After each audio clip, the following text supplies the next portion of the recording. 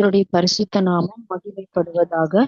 இந்த நல்ல ஒரு காலை வேளையில கூட கர்த்தருடைய வார்த்தையை கேட்க வந்திருக்கிற ஒவ்வொருவரையும் இயேசு கிறிஸ்துவின் இணையற்ற நாமத்தினாலே உங்களை வாழ்த்தி வரவேற்கிறேன். ஆஹ் கடந்த வருடம் முழுவதுமாய் கர்த்தர் நம்மை கண்மணி போல் பாதுகாத்து கொண்டார். இந்த புதிய வருடத்தின் புதிய மாதத்தின் 2ஆம் நாளிலே கர்த்தர் நம்மை ஒன்றாய் இணைத்திருக்கிறார். இந்த டுனாமிஸ்ல நல்லா ஜெபிச்சு இந்த ப்ரேயரை தொடங்கி இருக்கிறோம். நான் நம்புறேன் இந்த ஜூம் இந்த வருடத்துடைய முடிவுக்குள்ள ஒரு பயங்கர ஒரு ரிவைவலை சந்திக்க போகுது. தேவன் எங்கெல்லாம் கை வைக்கிறாரோ அந்த இடத்துல எல்லாம் ஒரு மாற்றம் வந்திருக்கிறதே நம் வேதத்திலே பார்க்க முடியும். ஆண்டவர் இந்த வருடத்துல இந்த 2026லயும் வருகிற நாட்கள்ல நமக்கு ஒரு பலத்த எழுப்புதல இந்த ஜூம்ல ஒவ்வொரு காரியத்திலையும் கிரைஸ்லேக்கா இருக்கட்டும், டுனாமிஸா இருக்கட்டும், எல்லாத்துலயும் தேவன் தந்து கர்த்தர் நடத்துவார் என்று சொல்லி நான் உள்ளத்தின் ஆழத்துல நான் நம்புகிறேன். ஆண்டவருக்கு மகிமை செலுத்துகிறேன். இந்த மாதத்துக்கான வாக்குத்தத்தம், இந்த வருடத்திற்கான வாக்குத்தத்தம் என்று சொல்லி நம்ம அந்த வார்த்தையை நாம் தியானிக்க போகிறோம். கர்த்தர் இந்த 2026க்காக கர்த்தர் நமக்கு கொடுத்திருக்கிற வாக்குத்தத்தம் என்னோடு கூட திருப்பிக் கொள்ளுங்கள். ஏசாயாவின் தீர்க்க தரிசன புஸ்தகம் 40வது அதிகாரம் 5வது வசனம். ஏசாயா 40:5. கர்த்தரின் மகிமை வெளியரங்கமாகும், மாம்சமான யாவும் அதை ஏகமாய் காணும். கர்த்தரின் வாக்கு அதை உரைத்தது என்றும் வனாந்திரத்திலே கூப்பிடுகிற சத்தம் உண்டாயிற்று. ஆவியானவர் தாமே இந்த வார்த்தையின் மூலமாய் இந்த மத்தியிலே இடைப்படுவாராக. கர்த்தரின் மகிமை வெளியரங்கமாகும்.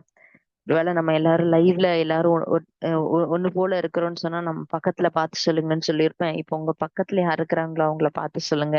இல்ல உங்களுக்கே நீங்க சொல்லிக்கோங்க, கர்த்தரின் மகிமை என் வாழ்க்கையிலே வெளியரங்கமாகும். கர்த்தரின் மகிமை நம்மளுடைய வாழ்க்கையிலே வெளியரங்கமாகும். வெளியரங்கமாகிறது அப்படின்னு சொன்னா வெளிப்படுகிறது. ஒருவேளை இத்தனை நாள் நம்மளுடைய வாழ்க்கையில அந்த மகிமை வெளிப்படாம இருந்திருக்கலாம். மகிமை உண்டு ஆனா வெளிப்படல அப்படின்னு நம்ம சொல்லலாம். பாருங்க, அழகா அந்த வசனம் சொல்லப்பட்டிருக்கும். 2வது வசனம், 40வது அதிகாரம் 2வது வசனத்துல, எருசலேமுடன் பட்சமாய் பேசி சொன்னார் ஆண்டவர், அதன் போர் முடிந்தது என்றும் அதன் அக்கிரமம் நிவர்த்தி ஆயிற்று என்றும் அதன் தன் சகல பாவங்களை நிமித்தமும் கர்த்தர் கையில் ரெட்டிப்பாய் அடைந்து தீர்ந்தது என்றும் அதற்கு கூறுங்கள் என்று உங்கள் தேவன் சொல்லுகிறார். நமக்கு பிடிச்ச வார்த்தை என்ன அப்படின்னு சொன்னா, எல்லாம் முடிஞ்சதுப்பா, அவ்வளவுதான், இதுக்கு மேல எந்த பிரச்சனையும் இல்லை அப்படின்னு சொல்ற வார்த்தை நமக்கு ரொம்ப பிடிக்கும். அது யாரு எந்த தரப்புல இருந்து நமக்கு வந்தாலும் அவ்வளவுதான்ப்பா, எல்லாம் முடிஞ்சதுன்னு, எந்த பிரச்சனையும் இல்லை, நம்ம கொஞ்சம் தாண்டி வந்துட்டோம், அவ்வளவுதான். அந்த நீங்க பாத்தீங்கன்னா ரொம்ப உயிருக்கு போராடிட்டு இருக்கவங்க அந்த மாதிரி இருக்குல்ல, நம்ம கொஞ்சம் இப்ப தாண்டி வந்துட்டோம், அந்த கிரிட்டிக்கலான ஜோன்ல இருந்து தாண்டி வந்துட்டு இப்ப நம்ம சேஃப் ஜோனுக்கு வந்துட்டோம் அப்படின்னு சொல்லும் போது நமக்கு ஒரு சந்தோஷமா இருக்கும் இல்லையா? நம்ம ஜீவன் நம்ம இடத்துல வருகிறது நமக்கு ஒரு மகாபெரிய திருப்தியா இருக்கும். அந்த மாதிரி ஆண்டவர் இந்த வசனத்துல நமக்கு சொல்லுகிறது என்னன்னா, கடந்த வருடத்திலே நாம் எதையெல்லாம் சந்தித்தோமோ, எந்தெந்த காரியத்துல போர் பண்ணினோமோ, போர் புரிந்து கொண்டே போராடி கொண்டே இருந்தோங்க. நாங்க போராடி போராடி இதுல ரொம்ப சோர்ந்துட்டோம், இந்த காரியத்தை எங்களால தாண்ட முடியல, இந்த காரியத்துல எங்களுக்கு பலன் இல்லை அப்படின்னு சொல்லி இந்த காரியங்களை குறித்தெல்லாம் ஒருவேளை கவலைப்பட்டு கொண்டிருக்கலாம். ஆவியானவர் இந்த வருடத்தின் தொடக்கத்திலே தானே இந்த வார்த்தையின் மூலமாய் நம்மோடு கூட பேசுகிறார். அதுவும் ஆண்டவர் சொல்றாங்க, என் ஜனத்தை ஆற்றுங்கள், தேற்றுங்கள். It's a comforting voice. ஆண்டவருடைய ஜனங்களை நோக்கி இந்த தேற்றுதலான ஆறுதலான வார்த்தை புறப்பட்டு வருகிறது.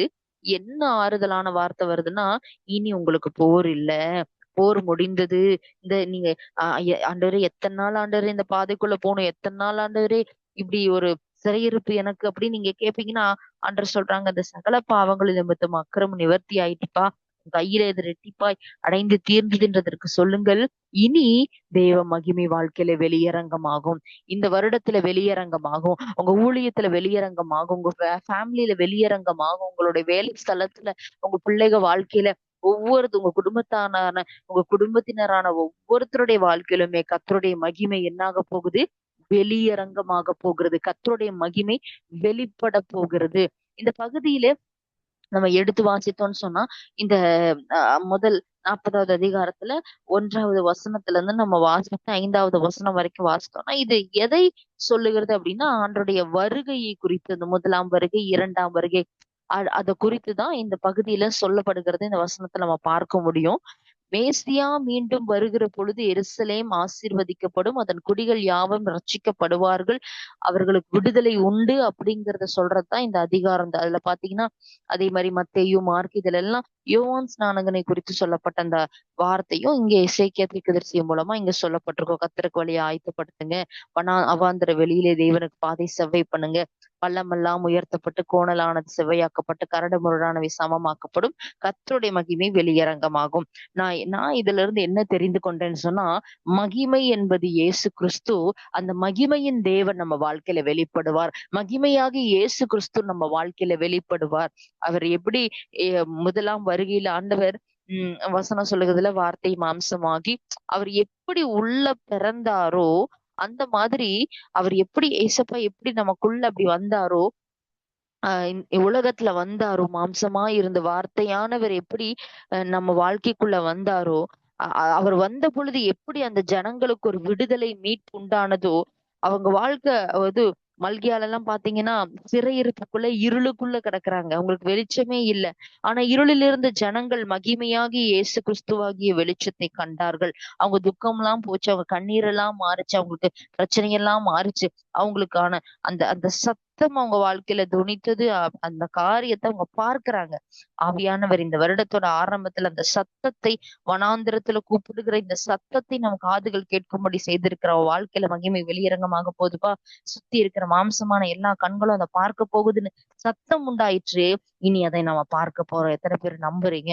அதை நம்ம பார்க்க போறோம். எங்க ஆண்டோட வருகையை குறித்து, யோவான் ஸ்நானகனை குறித்து தீர்க்க தரிசனமாய் சொன்ன ஏசாயா 40வது அதிகாரத்துல சொல்லப்பட்ட இந்த வார்த்தைகள் எல்லாம் மத்தேயு, மார்க்ல நிறைவேறிருக்குது. அதே மாதிரி யோவான் ஸ்நானகன் வந்ததை பாக்குறோம். அதே மாதிரி ஆண்டவர் வந்து இப்படிப்பட்ட இந்த எருசலேமின் குடிகள் யாவரும் ரட்சிப்படைந்ததையும், அவங்க எல்லாம் தேவன் அறிந்ததையும், ஒரு மகிமை வெளியரங்கமானதையும் நம்ம இந்த வசனங்களை நம்ம பார்க்க முடியும். அதே மாதிரி நம்ம வாழ்க்கையிலுமே ஏசப்பா அவர் இந்த வருடத்துல இந்த நாட்கள்ல நம்ம வாழ்க்கைக்குள்ள அவர் எழுந்தருளும் பொழுது, நம்மை உயிர்ப்பித்து அவர் மறுபடியுமாய் நம்மை நிறுத்தும் பொழுது, அவர் எப்போ நம்மளை நிறுத்துவாரா? நம்ம வாழ்க்கையில அவர் வெளியரங்கமாகும் பொழுது, அவர் நம்ம வாழ்க்கையில வெளிப்படும் பொழுது, நம்ம வாழ்க்கையில அவர் அவர் எழுந்தருளும் பொழுது. இன்னைக்கு ஆவியானவர் இந்த காலை வேளையில நம்மோடு கூட பேசிக் கொண்டிருக்கிறாங்க. இந்த வசனத்துல இருந்து நம்மோடு கூட பேசிக் கொண்டிருக்கிறாங்க. நம்ம எந்த ஒரு காரியத்துல நம்ம வந்து மகிமை வெளியரங்கம் ஆகலைன்னு சொல்லிட்டு இருக்கிறோமோ, ஏசப்பா சமூகத்துல இருந்து நம்ம கேட்டுக்கொண்டிருக்கிறோமோ, போர் புரிந்துட்டோம், இதுல எனக்கு ரொம்ப பிரச்சனை, போராட்டம் அப்படின்னு சொல்லி கடந்த வருடத்துல எந்தெந்த காரியத்தை குறித்தெல்லாம் நீங்க சோர்ந்து போனீங்களோ, அந்த காரியத்துல தேவ ஆவியானவர் உங்களுக்கு அனுகூலத்தை கட்டளையிட போகிறாரு. அவருடைய மகிமை உங்க வாழ்க்கையில நீங்க பார்க்க போறீங்க. அது நீங்க எந்த மாதிரியான காரியமா இருந்தாலும் அதுல தேவ பிரசன்னத்தை, தேவ மகிமையை பார்க்க போறீங்க. எத்தனை பேரை நம்புறீங்க? ஆவியானவர் அப்படியே நம்ம வாழ்க்கையில வாய்க்க செய்ய போகிறார்.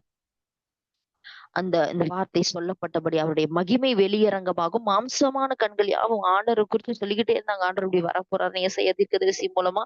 இப்படிப்பட்ட வார்த்தைகள் வெளியரங்கமானதுதான். ஆனா பாருங்க, அது எப்போ நடந்துச்சு அப்படின்னு சொன்னா, அந்த புதிய ஏற்பாட்டு நாட்கள் அது எல்லார் கண்களும் கண்டுச்சு இல்ல.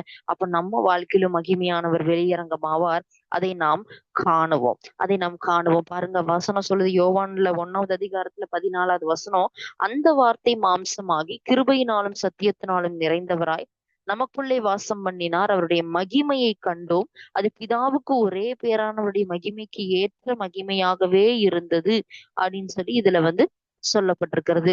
தேவனுடைய வார்த்தை, தேவனுடைய வார்த்தையாக தேவனாக இருந்தவர், அவர்தான் தேவன், அவர்தான் வார்த்தை. அந்த வார்த்தையானவர் அவர் மாம்சமாகி இயேசு என்ற பெயரிலே மனிதனாகி மனிதருக்குள்ள வந்து வாழ்ந்தார். இதுதான் ஆஹ் இதுதான் ஆண்டவர் உள்ள வந்தது. அவர் பிறந்தது காஸ்பல். மனிதருக்குள்ளே அவர் வந்து உள்ள வாழ்றார். தேவனாக இருந்தவர் தேவனுடைய வார்த்தையாக மனிதனான போதும் அவர் வந்து எப்படிதான் வாழ்ந்தார்னா தேவனாகவே இருந்தார். அவர் வந்து அவர் அந்த உலகத்துல வாழ்ந்த அந்த நாட்களை பரிசுத்தம் அவரோட வாழ்க்கையில பரிசுத்தாலும் அந்த ஆற்றலாலும் தேவனாகவே வாழ்ந்தார் என்று சொல்லி இந்த வசனங்கள் நமக்கு வந்து காண்பித்து கொடுக்குது. அவர் உள்ள ஆண்டவர் வந்து அப்படி ஆஹ் அங்க வந்து யோவான் இப்படி சொல்றத பார்க்கிறோம். பிதாவுக்கு ஒரே மகனின் பிதாவுடைய ஒரே மகனின் மகிமையை கண்டோம் என்று சொல்லி சொல்லப்படுகிறது. இந்த மகிமைய யோவானுக்கு ஆண்டவர் காண்பிக்கிறார். யோவான் 1வது அதிகாரத்துல காண்பிக்கிறார். வெளிப்படுத்துற விசேஷத்துல காண்பிக்கிறார். எப்படிப்பட்ட மகிமையை காண்பிக்கிறார்னா, மாம்சமானவர், அது வார்த்தையானவர் மாம்சத்திலே உருவாகி மனுஷனாக பிறந்து தேவ சுபாவத்தோடு இந்த உலகத்துல வாழ்ந்தது. அதாவது மகிமை வெளியரங்கமானது. அவர் வெளிப்பட்டார், அவர் மகிமையானவர் வெளிப்பட்டார். அதை யாருக்கு ஆண்டவர் காண்பித்தார்னா, யோவானுக்கு காண்பித்தது நம்ம பார்க்கிறோம். அவருடைய மகிமை அவருடைய உயிர்த்தெழுதலிலே காணப்பட்டது, அவருடைய தியாகமான மரணத்துல அவருடைய மகிமை காணப்பட்டது. இந்த நாட்கள்லயுமே நம்மளுடைய வாழ்க்கையிலயும் இந்த மகிமை வெளியரங்கமாகும். யோவானுக்கு மட்டும் காண்பிக்கப்படுகிறது அல்ல, நமக்கும் அது காண்பிக்கப்படும். நாமளும் அந்த மகிமையை பார்க்க முடியும். நம்மளுடைய வாழ்க்கையிலும் மகிமை வெளியரங்கமாகும்.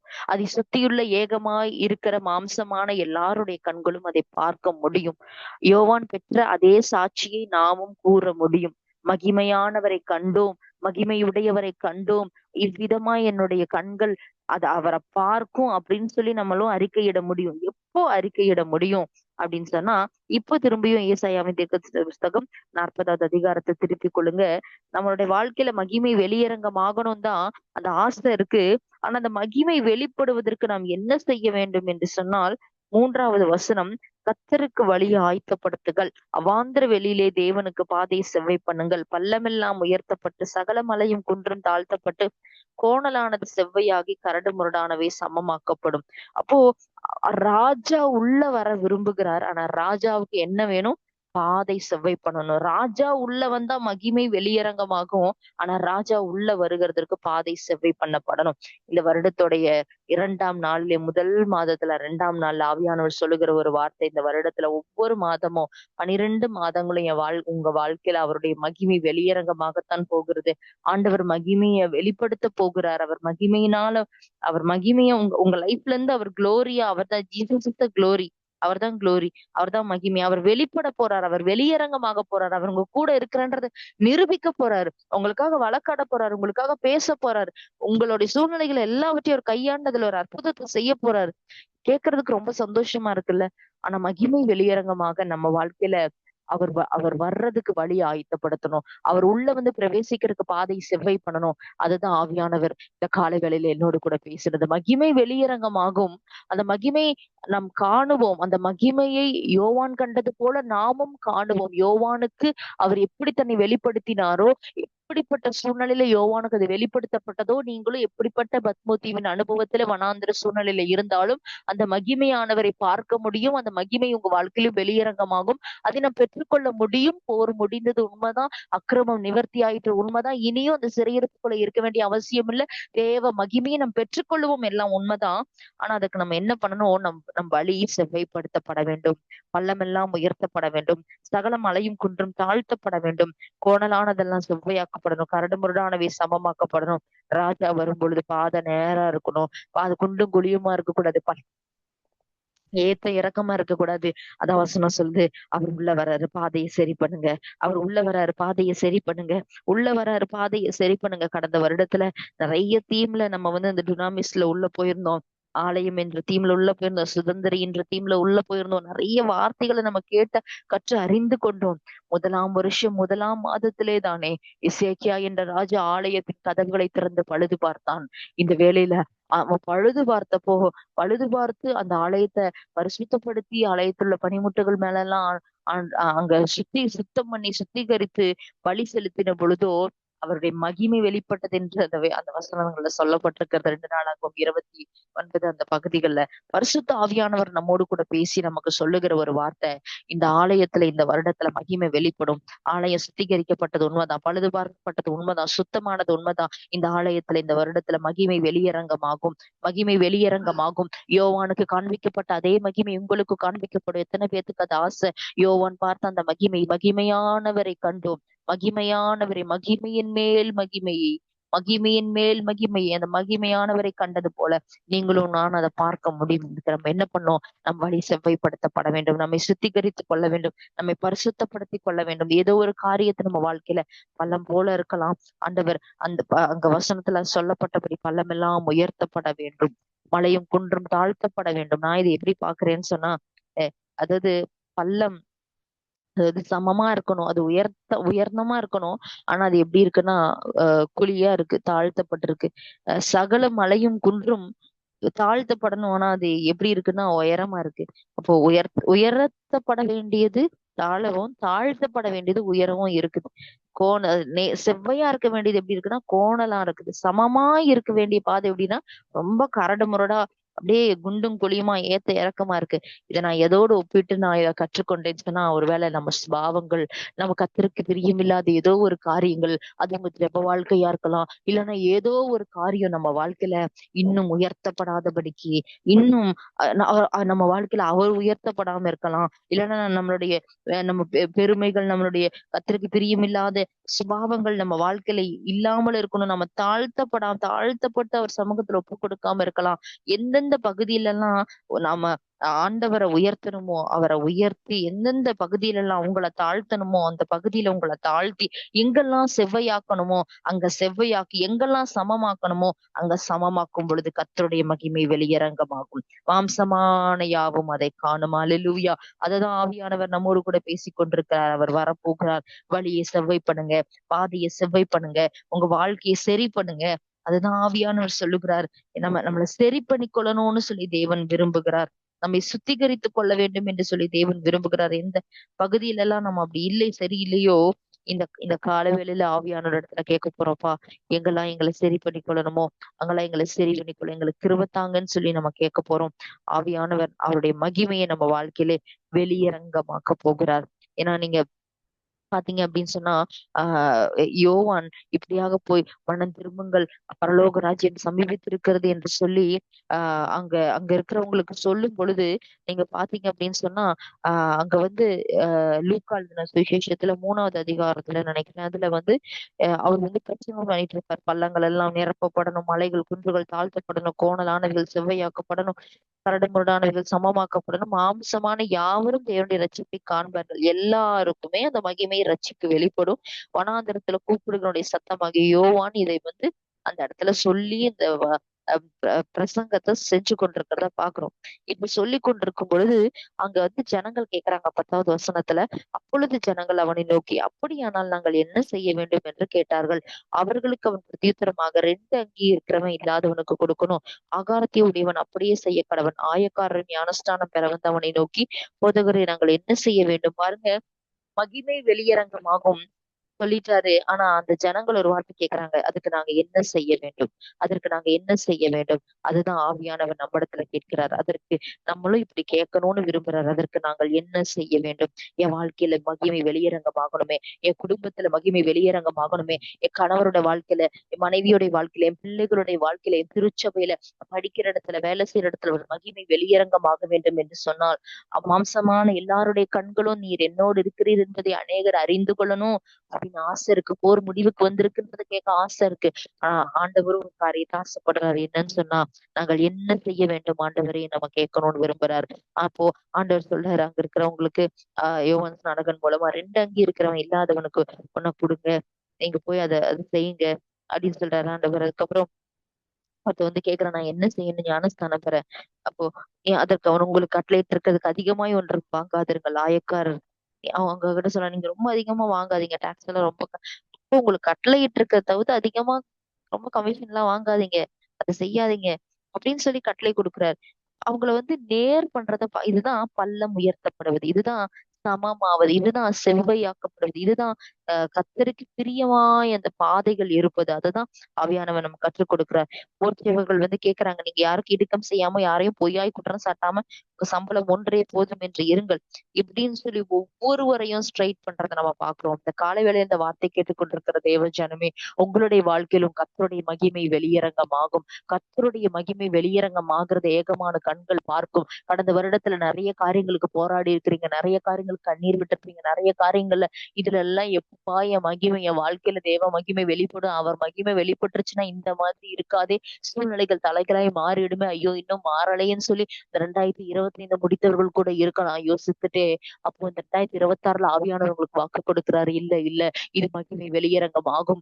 மகிமையானவர் யோவான் கண்டது போல நீங்களும் காண்பீர்கள், உங்க கண்களும் திறக்கப்படும், உங்க வாழ்க்கையில அதை பார்ப்பீங்க, உங்க குடும்பத்தார் வாழ்க்கையில பார்ப்பீங்க. அதுக்கு நீங்க என்ன செய்யணும்னு சொன்னா, பாதைகள் செவ்வைப்படுத்தப்பட வேண்டும். யோவான் வந்து பிரசங்கிக்கும் பொழுது அந்த அந்த ஜனங்கள் கேட்ட மாதிரி நாங்க என்ன செய்யணும் ஆண்டவரே, எங்க குடும்ப ரட்சிப்புக்கு நாங்க என்ன செய்யணும், எங்க பிள்ளைங்க ரட்சிப்புக்கு நாங்க என்ன செய்யணும், ஆண்டவர் இந்த ஊழியத்துல எழுப்புதலுக்கு நாங்க என்ன செய்யணும், எங்க தனிப்பட்ட வாழ்க்கையில வர வேண்டிய மாற்றத்துக்கு நாங்க என்ன செய்யணும் கேளுங்க ஆண்டவர்கிட்ட. ஆண்டவர் சடுதியா யோசனை தருவார். அன்னைக்கு எசேக்கியாவுக்கு தந்தாரு. ஜனங்கள் இப்படி இருக்கிறாங்க, லேவியர் இப்படி இருக்கிறாங்க, எசேக்கியா நீ போய் இந்த ஆலயத்தை பழுது பார்த்து அந்த காரியத்தை செய் அப்படின்னு சொல்லி பாருங்க. ஆண்டவர் அவனை அவனை ஒரு பக்கம் அவனை உந்தி தள்ளியிருக்கலாம். ஆனா அவன் அங்க என்ன சொல்லப்பட்டிருக்குன்னா, அவன் அதை உடன்படிக்கையை இழந்து போன உடன்படிக்கையை மனசுல பண்ணிட்டு அவன் நிர்ணயித்து கொண்டு அவன் போய் ஆண்டவருக்காக ஒரு ஸ்டெப் எடுத்து வைக்கிறான். அவன் போய் ஆண்டவருக்காக ஒரு ஸ்டெப் எடுத்து வச்சு இந்த மகிமை வெளியரங்கமாகணும்னு ஆலயம் இப்படி இருக்கக்கூடாது, இது பரிசுத்தப்படுத்தப்படணும், இன்னும் சுத்தமானதெல்லாம் இந்த பரிசுத்த ஸ்தலத்துல இருந்து வெளியே கொண்டு போகணும், ஆலயத்துல அனுதினமும் விளக்கு எரியணும், அவரை தேடணும், அப்பா அணைச்சு போட்ட விளக்கெல்லாம் நான் மறுபடியும் ஆன் பண்ணணும், மறுபடியும் எரிய வைக்கணும், மறுபடியும் தேவ பிரசனம் இறங்கி வரணும்னா, தேவ மகிமை வரணும்னு சொன்னா இதெல்லாம் நான் செய்யணும்னு சொல்லி யார் யாரெல்லாம் தங்களுடைய வாழ்க்கையை மாத்தினாங்களோ அவங்க எல்லாம் பழி செலுத்தினப்ப வானத்துல அக்னி புறப்பட்டு வந்தது, அந்த இடத்துல மகிமை உண்டானதுன்னு சொல்லி பைபிள்ல நிறைய இடங்களை நம்ம பாக்குறோம். இன்னைக்கு ஆவியானவர் நம்மோடு கூட பேசி கொண்டிருக்கிறாரு.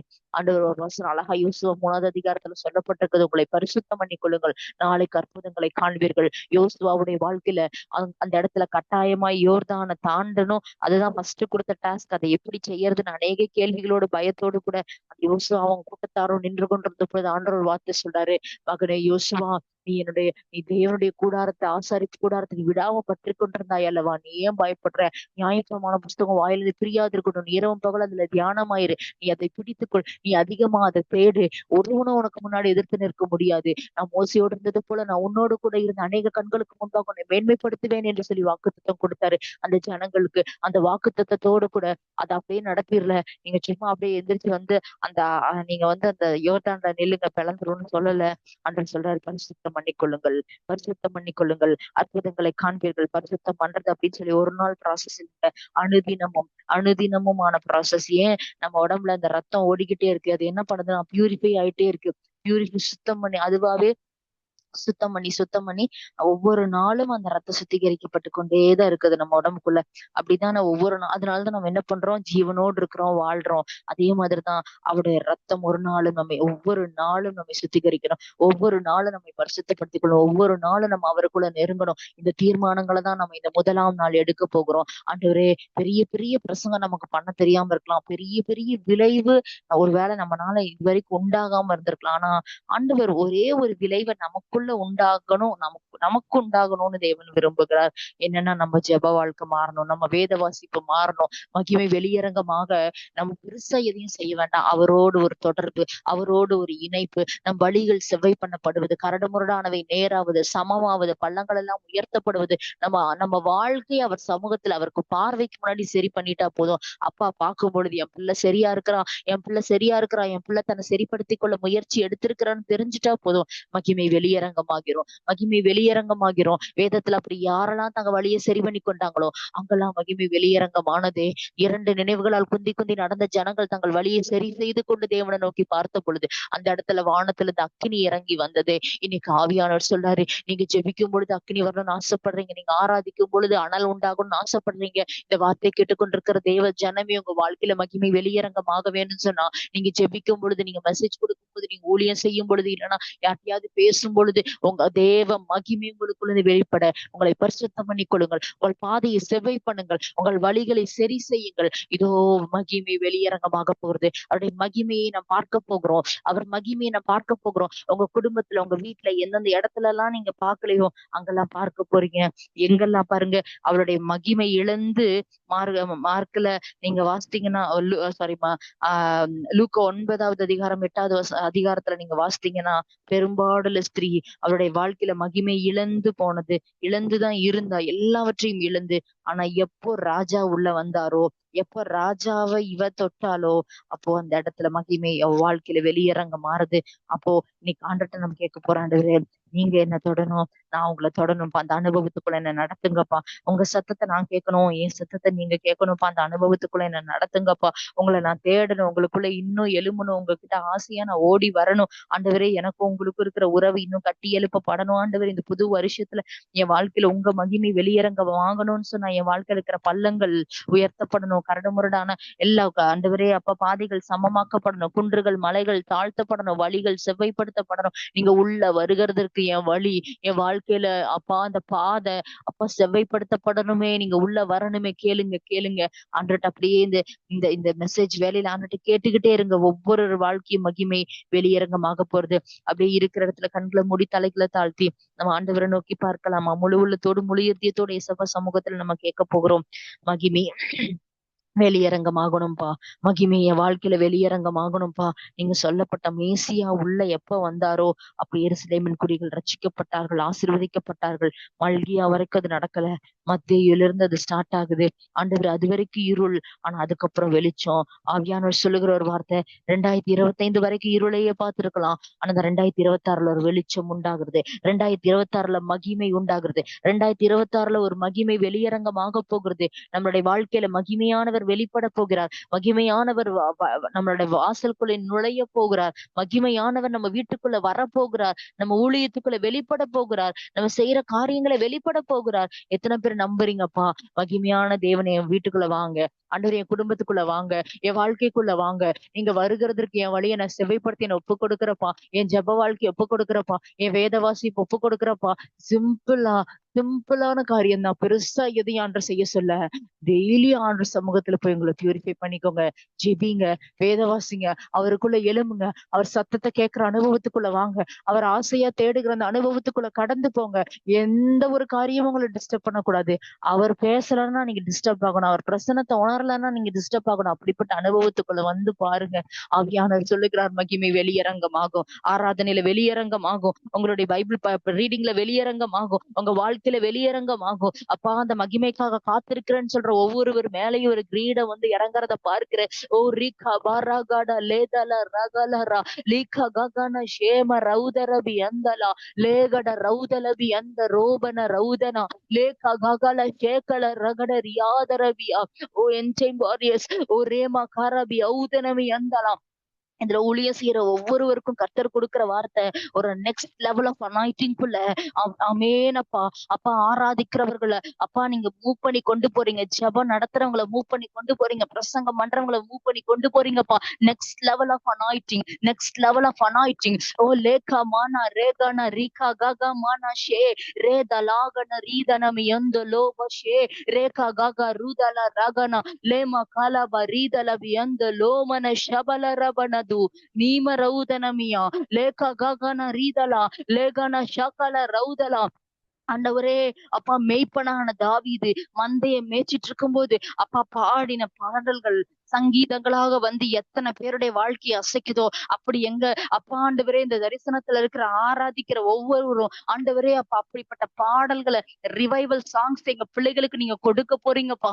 அது அநேகருடைய இருதயங்களை அசைக்கத்தக்கதாய் இறக்கிக்கு அப்பாற்பட்ட ஆண்டவரே அப்பா காரியங்களை உண்டு பண்ணத்தக்கதாய் ஒரு நெக்ஸ்ட் லெவல் ஆஃப் அனாயிட்டிங்குள்ள ஓ லேபாலா ரதலரா ரிகா ககனமா ரேமா ரகன ஷேகல ரவுதல பியந்தல ரபா. ஒவ்வொருத்தவங்களோட தனிப்பட்ட வாழ்க்கையில உங்க மகிமை வெளியரங்கமாக போகிறது. அவங்க படிப்புல, அவங்க வேலையில, அவங்க வாழ்க்கையில வெளியரங்கமாக போறதுக்காய் நன்றி. நாங்க வழியை செவ்வைப்படுத்திக் கொள்ளவும், பரிசுத்தப்படுத்திக் கொள்ளவும், உமக்கு நேரா திருப்பவும், ஒவ்வொரு ஜனத்துக்கும் நீங்க கிருபை செய்யுங்க. ஒவ்வொருத்தருக்கும் நீங்க உதவி செய்யுங்க. ஆண்டவரே யார் என்ன பாக்குறாங்களோ இல்லையா, அவர் என்ன பாக்குறாரு. அவருக்குண்மையா நான் வாழணும்னு சொல்லி ஒப்பு கொடுக்கிற கூட்டத்தாரா இந்த 2026 2வது நாள் எங்களை மாத்துங்கப்பா. குடும்பமா எங்களை நாங்க அர்ப்பணிக்கிறோம். நீங்க மாத்திரம் மகிமைப்படுங்க. மகிமை வெளியரங்கமாக்குறது எங்க கண்கள் காணட்டும். ஆண்டவரே மகிமை எங்க வாழ்க்கையில வெளிப்படுகிறது எங்க கண்கள் காணட்டும். மாம்சமான எல்லாருடைய கண்களும் காணும்னு சொன்னீங்களே, பார்க்கட்டும் ஆண்டவரே. யோசுவாவை மேன்மைப்படுத்தினது அநேக கண்கள் கண்டது போல ஆண்டவரே இயேசப்பா எங்களுடைய கண்களும் காணட்டும். ஆண்டவரே எங்களை நீர் அப்படி உயிர்ப்பித்து நிறுத்துங்க. சாட்சியாய் ஆண்டவரே நீர் நிறுத்த போற தயவுக்காய் நன்றி செலுத்துகிறோம். மகிமை வெளியரங்கமாகட்டும் ஆண்டவரே. எங்களை தாழ்த்தி ஒப்புக் கொடுக்கிறோம். நீர் மாத்திரம் மகிமைப்படுங்க.